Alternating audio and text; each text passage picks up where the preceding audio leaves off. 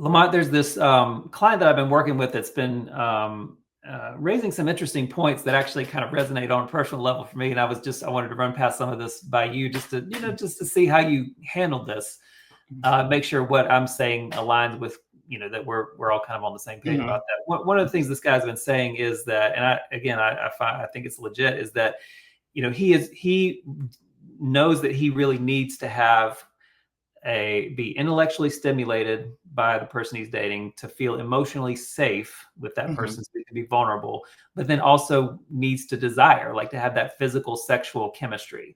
And that he's part of the problem. Part of what brought him to us was that he had like one of those three, or maybe on a good day, two of those three, but never all three together in the same package. Yeah. And so the question that keeps coming up is like, am I asking too much? Is this wrong of me to need these three things? Josh, great question. I will tell you, a lot of gay men, when they're trying to find the right mate, they're looking for those three things.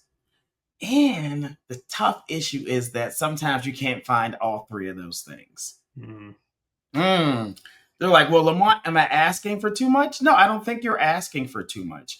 I do feel like if you decide to be in a relationship with a person and you're like, hey, you know what? He can't meet my intellectual stimulation that I desire at a certain level.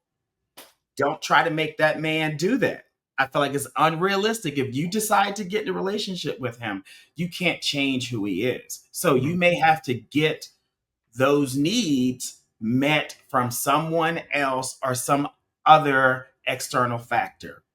Yes, that's what I'm saying. If you decide to get in a relationship with someone who does not intellectually stimulate you, but physically satisfies you and emotionally makes you feel safe, I'm saying get it from somewhere else. Well, I hear that. You're like, Lamont, I'm pushing back. I'm okay with pushing back. Well, I mean, like I'm thinking about those three particular, and I mean, maybe there are other categories that people need. This particular guy, those were the three that he identified that he just has to have those things. Yeah. And I could see, outsourcing some of the intellectual conversations to another friend or something like that. Yes. It's when we're talking about emotional safety in a relationship, and even the physical, sort of, does that mean an open relationship? But you have to be able to communicate pretty clearly and openly and vulnerably in order to open up a relationship if you're going to outsource some of the physical pieces somewhere else. And so it's all like, they seem like there's some interdependency on those three things. Right. So it really depends on you. Like some people will say, hey, physically my partner is great, but just doesn't do it for me. So they might outsource that, as you say. So they might decide to be in an open relationship or have agreements where, one or both of them are getting their physical needs met.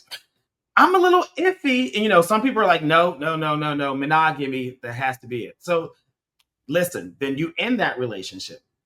Don't do it then. I'm more iffy on the emotional safety, right? Because typically the foundation of relationships are emotional safety. I know the Bible, some of the heterosexual people, it's about physical, ownership of the woman. So that might be the foundation of the relationship. But I feel like you have to figure out what your foundation is. If emotional, safety is the foundation, and then maybe the other two, physical and intellectual, they can, waver a little bit. Okay, but figure out what your foundation is. Yeah. I would love to see what people in the comments section, they think about this conversation. Yes.